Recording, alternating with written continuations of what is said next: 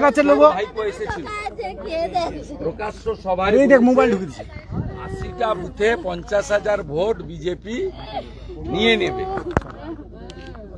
আমি সতর্ক করতে এসেছি পরিণাম খারাপ হবে এবং উনার উস্কানিতেই গুন্ডারা জঙ্গিরা গড়চক্রবেড়িয়া থেকে গিয়ে সোনাচোড়ার তৃণমূল নেতা দেবুরায় খোকন সিটিদের সহযোগিতায় রাত্রি 2টোর সময় সাউথ খালির শিডিউল কাস্ট পাড়াতে আক্রমণ করেছে।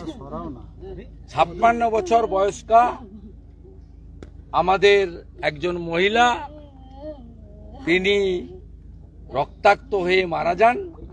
তার পুত্র সঞ্জয় আড়ি ভারতীয় জনতা পার্টির কার্যকর্তা, তাকে বর্তমানে প্রাইভেট হসপিটালে ভর্তি করা হয়। ভোরে 7 জনকে হসপিটালে আনা হয়, 3 জন এখন ভর্তি আছেন। তার মধ্যে আমি একজনের চোখটা নষ্ট হয়ে গেছে দেখলাম, তাকে কলকাতা রেফার করার জন্য ব্যবস্থা করলাম। আর ইতিমধ্যে আমাদের যিনি মারা গেছেন রতিবালা আড়ি, তার কন্যা, তিনি 40 জন 25 জনের নামে এফআইআর করেছেন। তার মধ্যে মূল আসামি যারা আছেন তারা হলেন দেবুরায়, খোকন সিট, আলরাজি, শেখ সুফিয়ান, শামসুল ইসলাম, আব্দুল মান্নান, মনসুর, এইরকম 25 জন যারা এই ঘটনার সঙ্গে কালকে যুক্ত, তাদের বিরুদ্ধে করা হয়েছে। শেখ সুফিয়ান উনি সরাসরি বিজেপির নামে অভিযোগ করছেন, বলছি এটা আদি বিজেপির একটা দ্বন্দ্ব, উনি একেবারে অস্বীকার করছেন। কি বলবেন বলুন তো? না, কিছু বলার দরকার নেই। ওর কথার উত্তর দেওয়া শুভেন্দু অধিকারীর পক্ষে তো বেমানান হয়ে যায় না। ওর কথার উত্তর ওর বাড়ির পাশে তারাচাঁদ বাড়ির লোকরা দিয়ে দিবে, আমাকে দিতে হবে। दादा हिंदी तो एकटू हिंदी पे दादा क्या बोलेंगे? बीजेपी वर्कर को लेकर दूसरा बार बोलना पड़ेगा। ये तो बीजेपी का आदमी ये लोग था। संजय आड़ी भाजपा की वर्कर है, उनका माताजी को brutally killed by the goons. They all are TMC. गांव का आदमी खोकन सीटा देबूराव को पकड़ के पुलिस का हाथ में दिया है।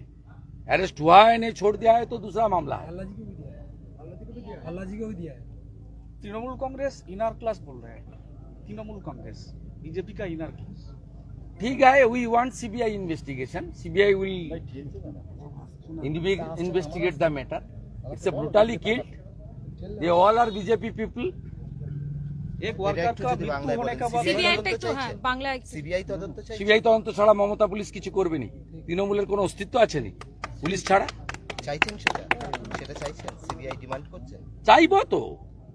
এফআইআর আজকে হয়েছে, 7 দিন দেখবো, তারপরে তফসিলি পরিবার মহামান্য আদালতে যাবে। না যাওয়ার কোনো কারণ নেই। দেবব্রত মাইতি খুনের ক্ষেত্রে সিবিআই এফআইআর হয়েছে, চার্জশিটেড হয়েছে। 11 জন কোর্টের নির্দেশ 1.5 বছর জেল কেটেছে। কোর্টের নির্দেশে নন্দীগ্রামের বাইরে আছে। পুলিশ লাঠিচার্জ করলে এরকম ভাবে লাঠিচার্জ করলে যেটা প্রতিবাদ, পুলিশ বলতে পারে, পুলিশ সবই পারে। আমাদের লোকরা সংযত আছে। আমি বলেছি সংযত থাকতে। এফআইআর হয়েছে, অ্যারেস্ট না হলে যেখানে যা যাব, দেবব্রত মাইতির কেসে যা করেছি এর থেকেও বড় কিছু ঘটবে। কিছু গুন্ডা বাইরে আছে, ভিতরে ঢুকতে চাইছে ওরা।